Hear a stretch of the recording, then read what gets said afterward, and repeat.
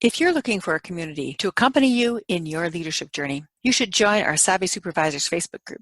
Insights and videos, supports, great group discussions, and weekly themes to help you hone your leadership skills, all for free. You can find it at savvysupervisors.com. That will take you directly to the Facebook page. And if you're interested in finding out more about our supervisory leadership course, which is our signature course and has been used with over 100 companies with amazing results, you can check that out at supervisoryleadership.co. That's supervisoryleadership.co.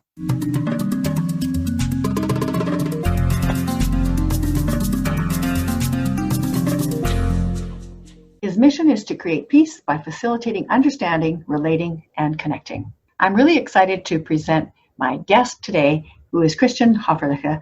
He is a cultural consultant, coach, trainer, and mentor for multinational organizations, or rather, for people who work globally. Based in Atlanta, he is German by passport, American by choice, Bavarian at heart, and people call him the culture guy. At the core of his purpose is culture.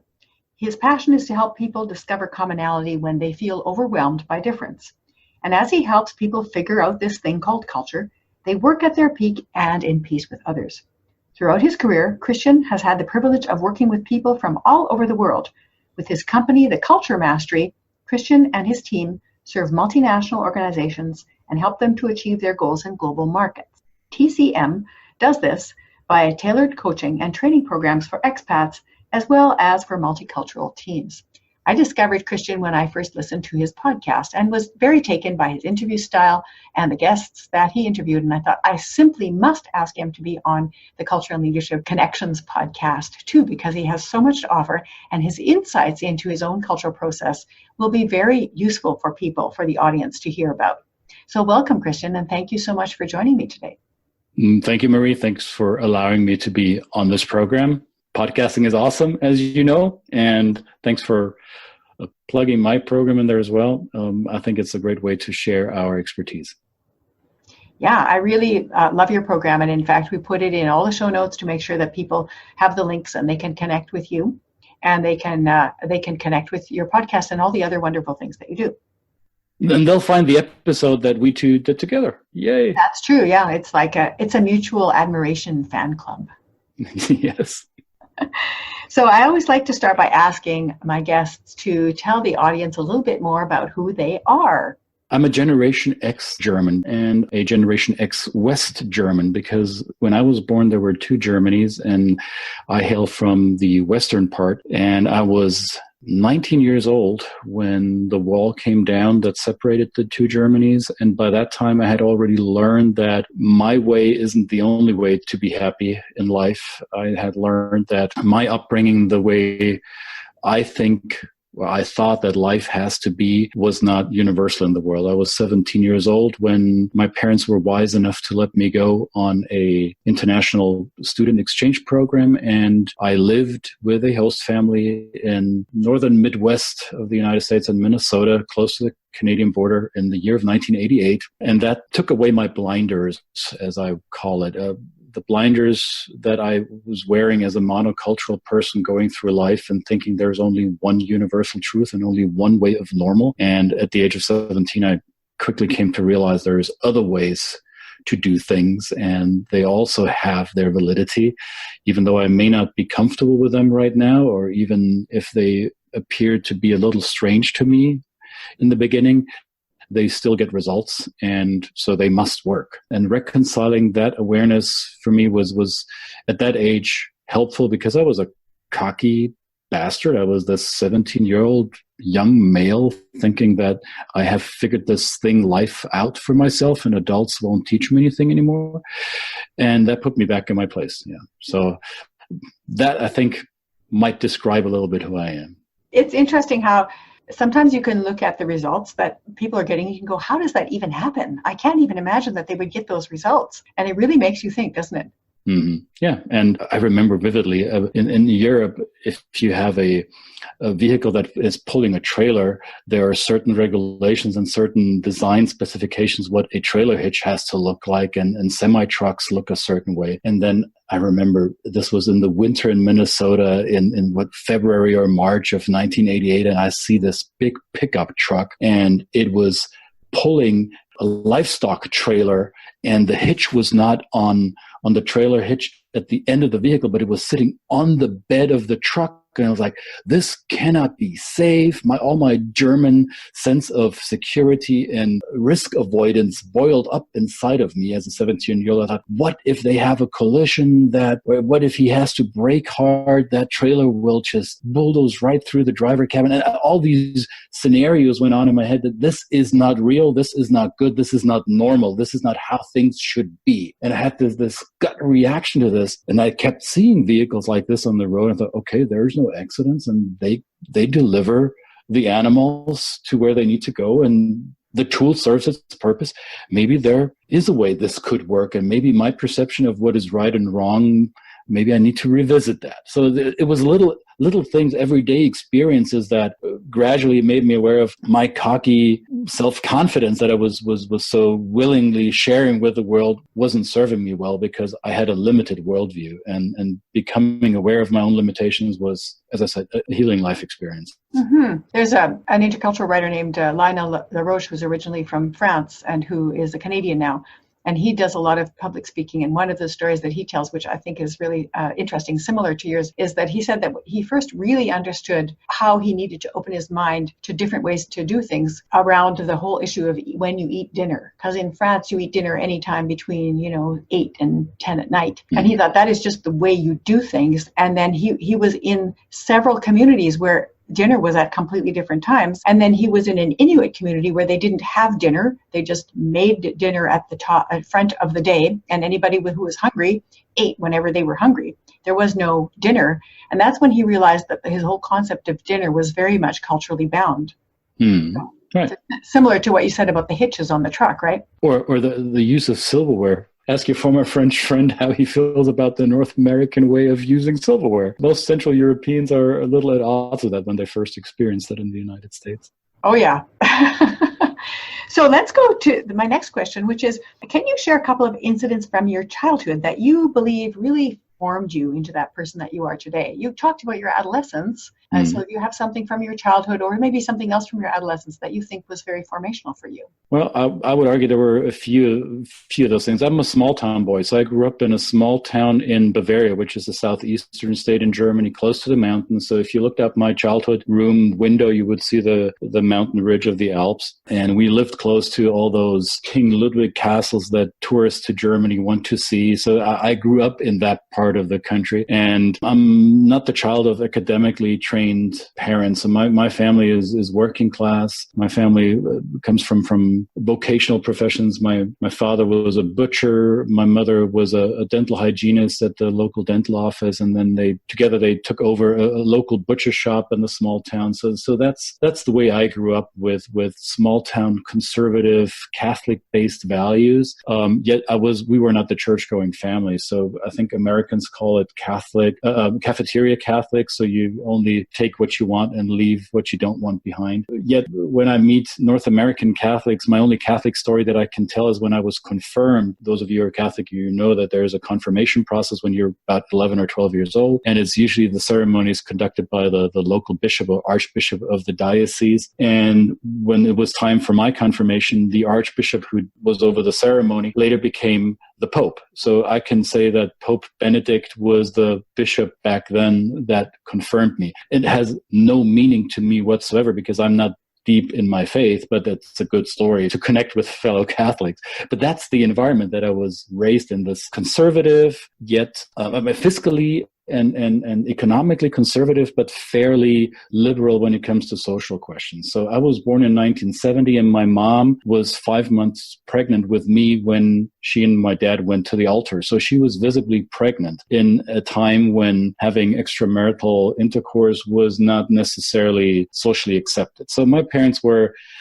little bit renegades in that regard as well. So it was the wild 70s, right? The era of sexual liberation. The pill came out. Women got the right of their body to a certain extent. And all of this has shaped my upbringing. It was this mixture between Catholicism and conservatism mixed with this new, let's be a little more modern and open worldly about it. And yet I grew up in a country that was divided. So I grew up with knowing that my grandparents' generation committed arguably the biggest crime in humanity. And as a result, we have two Germany. And I think one of the big moments in my adolescence was seeing the division of Germany end and the way it did end. That a country, a culture that for 2,000 years of its existence had trouble making friends with their neighbors and had brought aggression over the continent and the world, suddenly decides to take its fate into its own hand without violence. So there was the first revolution in Germany that didn't result in a war. And it was a peaceful change, and that is something that shaped my generation. That's really interesting, because in your bio, you're talking so much about how peace is important to you and how you want to promote peace. And I think that part of that must come from this idea of Germany becoming united with difficulty. It wasn't like it was easy or anything, and still lots of things that are not easy, but unification through a peaceful process and how important that is for humanity to progress. We can't keep acting like we've never grown up. We have to grow up. And grown up solve problems without killing each other. That's great.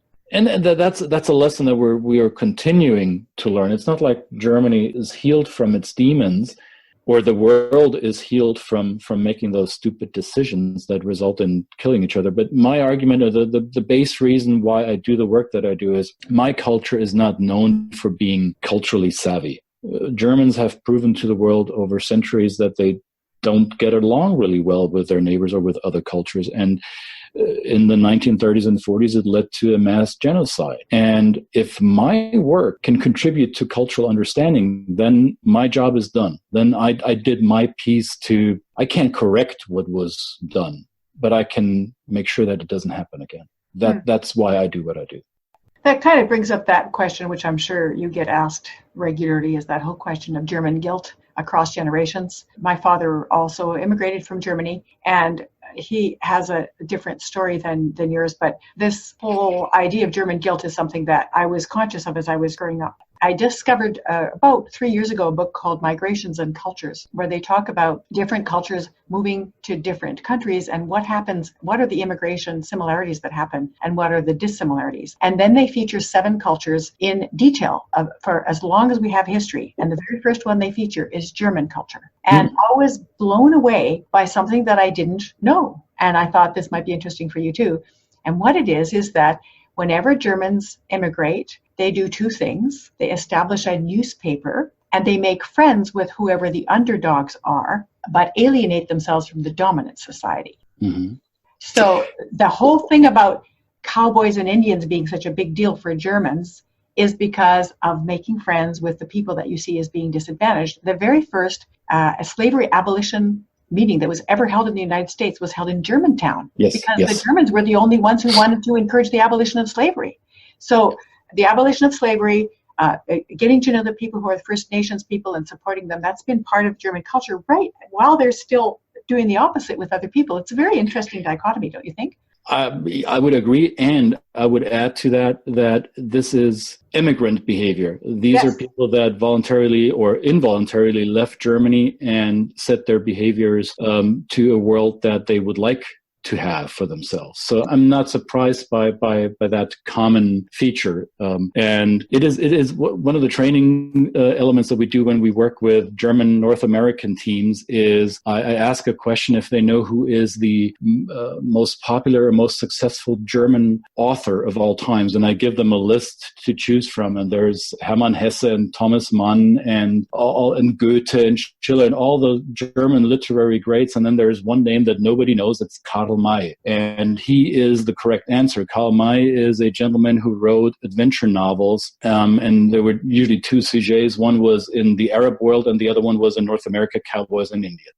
And contrary to the Hollywood depiction of how the West was won, in Karl May novels, there is the line between good people and villains is not between the white settlers and the violent natives. The line between good and evil, it goes across the ethnic rift. So there is good and bad white people, and there's good and bad native people. And his heroes and his stories is one white settler and one native chief, and they become best friends and they solve the problem. So this is, for generations of Germans, including myself, this is how we envision the quote-unquote Wild West, how it was. It is completely different from how Hollywood depicts it. So Germans' view of the American pioneer phase does not line up with the way that Americans view their own history. It's a great cultural difference to experience and to debrief for clients. And none of those have to do with the real experience of the First Nations and the actual colonizers. Most likely not. Mostly they're all imaginary. Most likely not. And if you do want a more accurate recollection of what that may have looked like, there's a book I would recommend. It's called 1491. By a gentleman called Charles Mann, M-A-N-N, Charles Mann, 1941. He's a historian, archaeologist, and he was able to collect what we now have of historic archaeological evidence of what the Americas looked like before the European mass immigration. And it is a picture that defies what most of us learn in school. Mm-hmm. Very interesting. I'm going to have to put that into the show notes as well. Yeah, I'd recommend that to anyone that wants it or doesn't want it. That's my mission. Read this, correct your image of the United States and Canada. It's good. It's good. So I think that those two childhood stories that you told were very, very useful. And I'm wondering, from those groups that you were born into, you mentioned a couple, but I'm sure there are more. From those groups that you were born into, which would you say has most influenced your sense of culture and self as a leader? That's a tough question. Well, culturally speaking, I identify most with Bavaria, which is the culture of my home state. If you're familiar with the German language, or if you're familiar with any European language, there is typically what's called the high language, the common denominator language that the entire country agrees upon, and then there are the local regional dialects. And my dialect in German is very pronounced, and it's closer to the one that is spoken in our neighboring country of Austria. So I tell people from outside of Europe, I am culturally much closer to people from Austria who have a different passport than I am to people from Berlin or Hamburg or other parts of northern Germany, even though we share the same nationality. So I think my cultural identity is Bavarian, Southern Bavarian, Alpine. That's how I grew up. And yet while I wouldn't describe myself as a third culture person, I have lived outside of my native culture for so long that most people in my family and my old friends back in Germany, they will tell you that I have become very Americanized. And most of my American friends will tell you, well, he's the German guy. So I know I'm stuck somewhere in between, or have one foot on each continent. And I now do that confidently. I like being that person because I know I can switch my behavioral codes according to the situation that I'm dealing with. So in terms of how I lead, I think I've become much more agile in adjusting my style to whatever situation I'm dealing with. What would you say would be your German influence leadership characteristics? I'm very direct in the way I communicate. Bluntness up to a point of where North Americans feel attacked. That is something that I struggle sometimes to rein in. So the Dutch, the Germans, the Russians, the Israelis, those are probably the four cultures that are very similar in that regard. We are very straight shooters, very straightforward, direct, blunt to a fault. And also I am not shy to argue my point in a confrontational way, because for Germans, finding truth with each other could include being confrontational about it and not sugarcoating my opinion.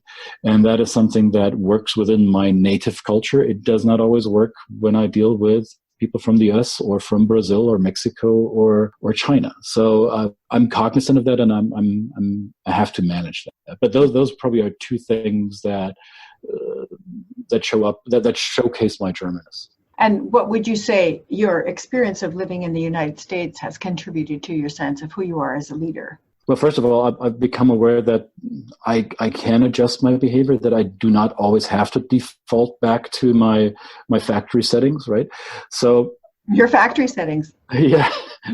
So I've expanded my toolbox, my behavioral toolbox, and I've learned to use those tools. So that's what the U.S. experience has taught me. But that is not to the benefit of the States as a culture. That could have happened in Brazil, in Japan, or in Zimbabwe. So just being outside of my natural culture has taught me that. What I took over from U.S. culture is a higher degree of comfort with uncertainty. Germans tend to be rather risk averse or risk skeptical. And while I don't want this to be a commercial, but the company Nike has had a slogan for 30 years that showcases U.S. culture very well. It's a 3-word slogan, just do it. And it is this, you can overthink it all you want, but execute and learn from what works and learn from what doesn't work, but keep executing. And that is not something I learned as a kid. I learned to analyze and eliminate risk before implementing an idea. So going back to cowboys and Indians, the shooting from the hip isn't something that Germans are very comfortable with. Besides, Germans are now rather skeptical of the use of firearms. And living in the US has made me more comfortable with just doing. And hey, if it doesn't work, I didn't fail. I learned what didn't work, and I will course correct. Yeah, very interesting. Canada's kind of in the middle, but closer to Germany in terms of risk avoidance. But then again, things change depending on what the political climate is too. I used to be negotiating with U.S. Companies for contracts, and it was pretty quick when they would come to a decision. And the Canadian companies would say, we need 15 pilot projects before we actually make a full-blown contract. But now I'm finding the U.S. companies are much more risk avoidant than they used to be. Well, there's some volatility in our system here in the U.S. right now, and it with uncertain outcome. And a lot of people are happy about what the direction the country is going. A lot of people aren't. There is uncertainty, or there is volatility there. So that may or may not influence our decision making. Yeah, it's interesting to see these things change. Yeah. So then the other thing is, what about your temperament and your personality? So temperament is what you're born with, like you were saying, your factory settings. Mm-hmm. And everybody has some, and anybody who's a parent knows that kids are born with their own factory settings. And so you don't change that. And if you try to, it's really going against your grain. And then there's personality, which is the result of your experience, your education, and how you deal with obstacles when they come up, right? That's how you develop the personality. So the personality is really more malleable in that sense, the temperament less malleable. So what would you say your temperamental settings are that you were born with? The only things that I can think of, maybe my degree of self-awareness isn't as high as I thought it was, but the things I can think of are mostly those that I'm not happy with.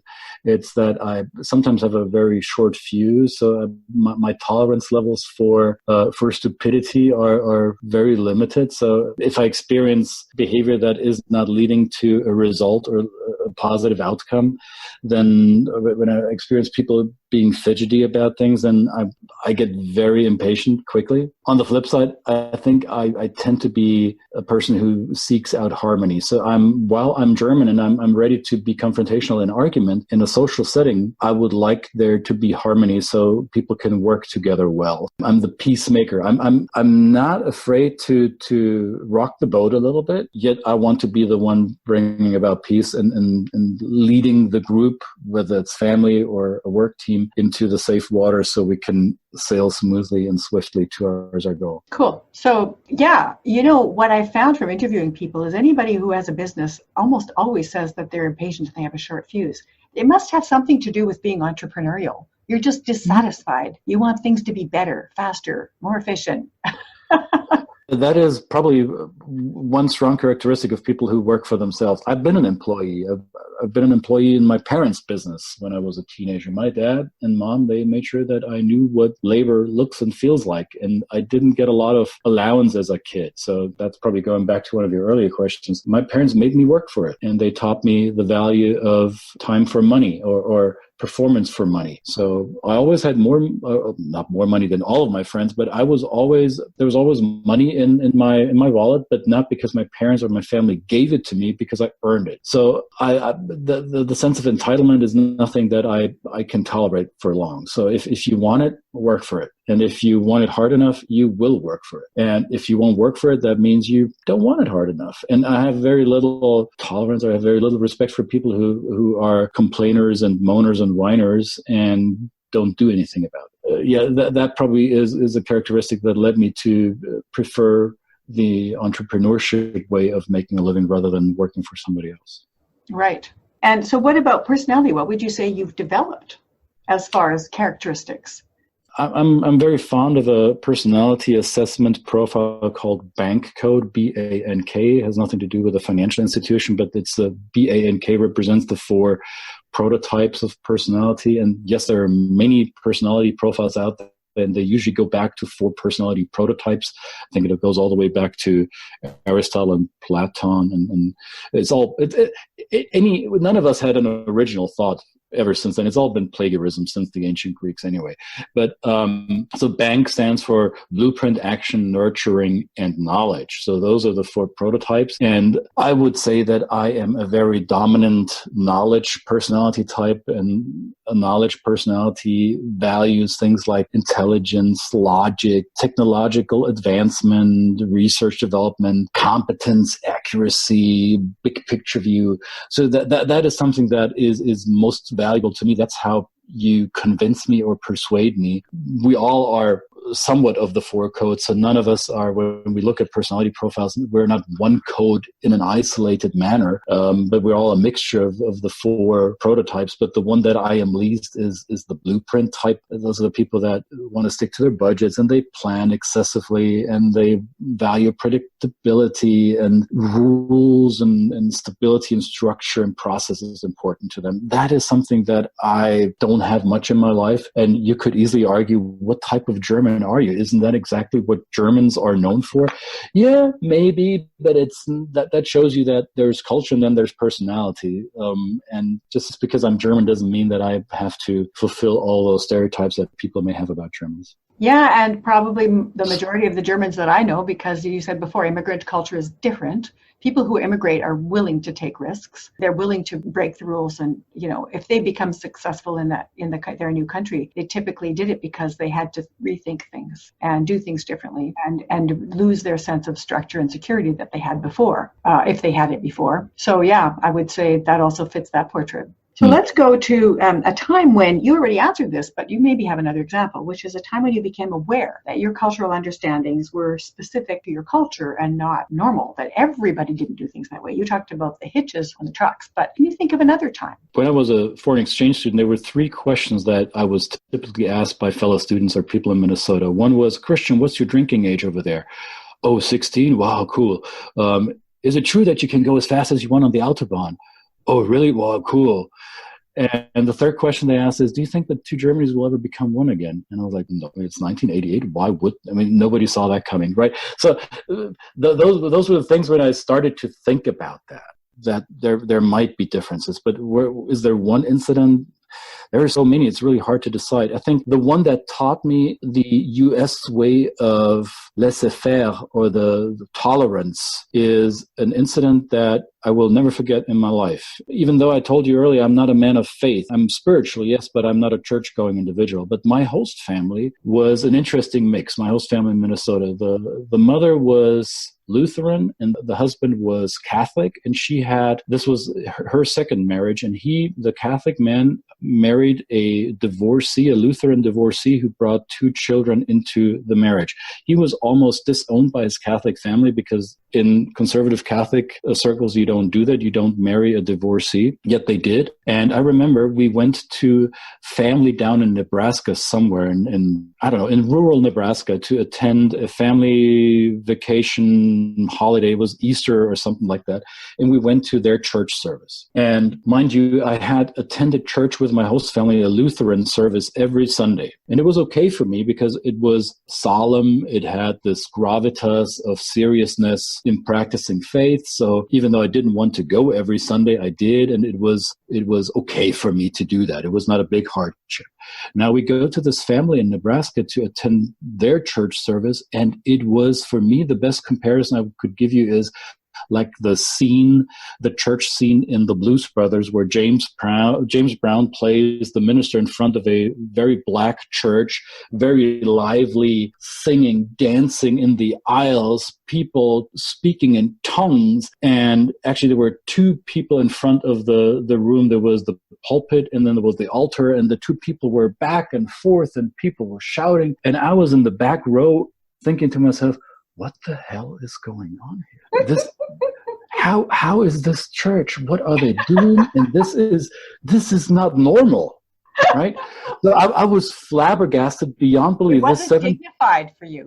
Not at all. It was not dignified at all, and it was nothing that I had ever seen before. So the service ends, and Tony, my host father, and I sit in the car waiting for the rest of the group to leave the building. And I thought, okay, this is my moment. From one Catholic to another, I will ask him. And I said, Tony, what type of movie did we just watch? What the hell was this? And he looks at me in bewilderment and said, what do you mean? Well, this wasn't church. This is not how you worship God. What the hell was this? I was this condescending 17-year-old prick who questioned what I had just experienced. And what he told me was the blueprint for me to understand what U.S. culture is. He said, Christian, and this was the only time he got serious with me in that entire year that I stayed with that family. He said, Christian, and I don't want to use his verbatim words because they were not clean. I said, these are the MFing United States of America. This is a country where everybody wants and has the ability to believe and worship their Lord the way they want to. If this is not your cup of tea, if you don't like this, then shut your mouth and let it go. It may not be my way, it may not be your way, but it's these people's way, and we need to respect that. And I felt myself blushing and turning red in the face and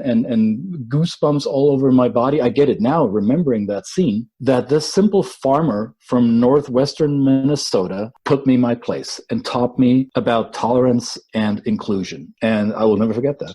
Wow, that's a great story. Very powerful. Have you seen the movie The African Doctor?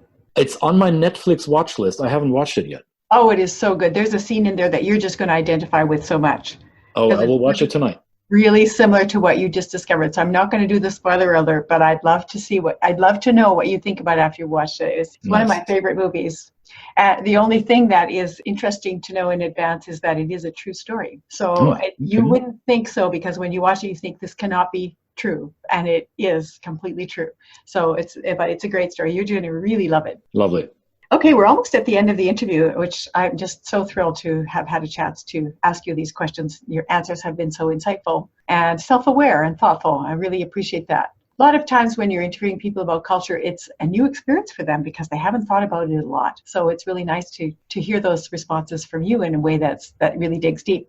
So I'm going to ask you a couple of things. One is, if you were going to give some people some tips on becoming more aware of their own culture and their own responses to culture, what would you tell them? How can you're doing this all the time as part of your profession. So how do you help people to be more culturally self-aware and more culturally other-aware? Well, usually when we work with a group that has never done this before, we go through some group exercises, some role plays that highlight to the members of the group that we all have inherent biases, whether we would like to admit that or not. And then after these exercises, typically we give them role descriptions, character descriptions, and they have to act that out. And it usually makes them super uncomfortable. And there are different role descriptions in the room. And later on, we debrief it and we ask one group, how did you feel, or what do you think about the other group's behavior? And then I write down on a flip chart the words that they shout out. And usually 80 to 90% of the words the people describe or think are descriptive of behaviors are not descriptions and observations, they are judgments. Right. So I make them aware of their own bias and their easiness in judging. So the first lesson is always how to suspend judgment in favor of observation. And it's a constant practice. It's nothing that you can flip the switch on. I still practice it to this day. I have to tell myself, hey, wait a minute, am I making a gut reaction judgment here, or am I truly observing what's going on?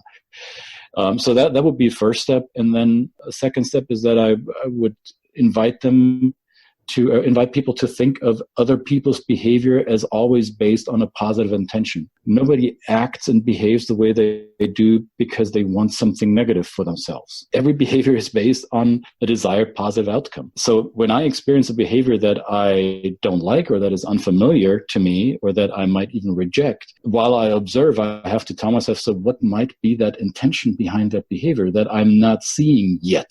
What does he want? And the judgment suspension is hard to do. It's sometimes painful, but it might only be a split second or a couple of seconds. And while you do it, you become aware of the environment, the situation that you're in, and your judgment may shift because of that pausing. There's a book that I typically recommend not only to clients, but also to friends and podcast audiences. It's a book, a small, thin little book by a gentleman called Don Miguel Ruiz, and it's called The Four Agreements. And the Four Agreements have become kind of the constitution, or part of the constitution in our family. And one of the four agreements is, do not assume that you know what people are thinking and why they're doing what they're doing. Nothing that people do is about you. It's all about them. And suspending that judgment is a hard practice to do, but that's the second step we teach. And one of the final parts that I would like to impart on people is being comfortable with their vulnerability. Because once you have become aware that you make mistakes when dealing with other cultures, or when you realize that other people are making mistakes in dealing with you,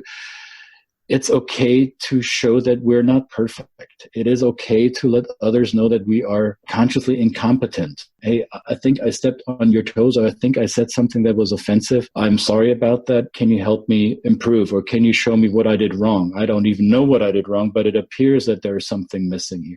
So having that vulnerability, as I said earlier, I was a 17-year-old cocky male, and I was not vulnerable at all because I wanted to appear strong and perfect and well-rounded and whatnot. And it's this illusion of perfection that many of us have, that we think we need to be perfect with the world because that's what the world expects of us. I call nonsense, because none of us are perfect and will never be. Perfection is an illusion. And being okay with that vulnerability of not being perfect or being imperfectly perfect is, I think, the superpower in dealing with other cultures and dealing with people, period. That's great. Can you run through the four again? One is do not assume. Second is always do your best. And what your best is could be different depending on your day-to-day shape that you're in. If you're sick, then your best is less than if you're in top shape. Always do your best. Be impeccable with your word, meaning do what you say you were going to do, and do not lie, basically. And the fourth is, now I should know, right? Be impeccable with your word. Do not assume. Always do your best. And dang it, I can't think of it. I will. It'll come to you. It'll come to you. It will come to me in the next sentence, right? Yeah, we'll put it in the show notes, or you'll suddenly think of it as soon as we're finished the interview. This is something weird about the brain that does that all the time. Yeah. Yeah. So, is there anything else you'd like to say before we end the interview today? Well, first of all, it was a pleasure, and I think we went really long, and I hope you forgive me for ranting so much. A rant is boring and long. Yours was pertinent and interesting. It really wasn't a rant. Excellent. I hope there was something of value in it for your audience. And if there are follow-up questions or anything that triggered an interest, feel free to reach out. Super. So what would you like to promote before we close out? If you're interested in what I do, you'll find me. I'm not promoting anything specific. I'm promoting the idea that you may be more cognizant, aware of your own biases, and that it's not wrong to have those. I live in a country in the United States where we've been going through really severe issues in terms of not only politics and I would say culture wars, and the mudslinging from all the different angles and sides is based on the insecurities that every side has. And I live in a very African-American neighborhood in Atlanta, and I'm one of the few white people here. And I'm learning day to day what white privilege is, and I'm also learning day to day what white fragility is, the inability of the majority of the white majority to acknowledge their biases and to acknowledge that marginalized groups do not have the same privilege. And people are so quick to jump into defensive mode. And what I said earlier, to suspend your judgment, be open to the fact that none of us are perfect, and maybe you did step on somebody, so maybe you did say something that wasn't cool. Be okay with it, but be willing to learn from it. There's nothing wrong in making mistakes. The only thing you could do wrong is staying stuck in your mistake. That's really great. The only thing you can do wrong is to stay stuck in your mistake. That's a great tweetable quote. There we go. Soundbite. Thank you so much, Christian. I hope you have a marvelous end of your day and a marvelous weekend and week coming up. And I will be sending you the show notes and the recording so you get a chance to spread that to your audience and keep on promoting your excellent podcast. So thank you so much and have a wonderful day. Same to you. Bye-bye. Bye. I hope you enjoyed that interview with Christian Höferle as much as I did. Christian is a very articulate and self-aware individual whose life experience in 2 countries has propelled him towards a mission of assisting others to erase those intercultural obstacles, keeping them from working together peacefully towards a common goal. This mission is something Christian gets to practice personally every day as a white man in a majority Black community of Atlanta, Georgia. Christian bases his life on the values of Don Miguel Ruiz's 4 assumptions. Be impeccable with your word. Don't take anything personally. Don't make assumptions. And always do your best. Thank you in advance for sharing and rating this podcast. You can send me a message at marie@shiftworkplace.com to offer opinions and suggestions for upcoming speakers. Or go to Voxer and leave me a voice message. If you leave a voice message, who knows? You may just find yourself on one of the upcoming episodes for the Culture and Leadership Connections podcast. Thanks for listening, and may cultural and leadership insights continue to inspire and guide your day.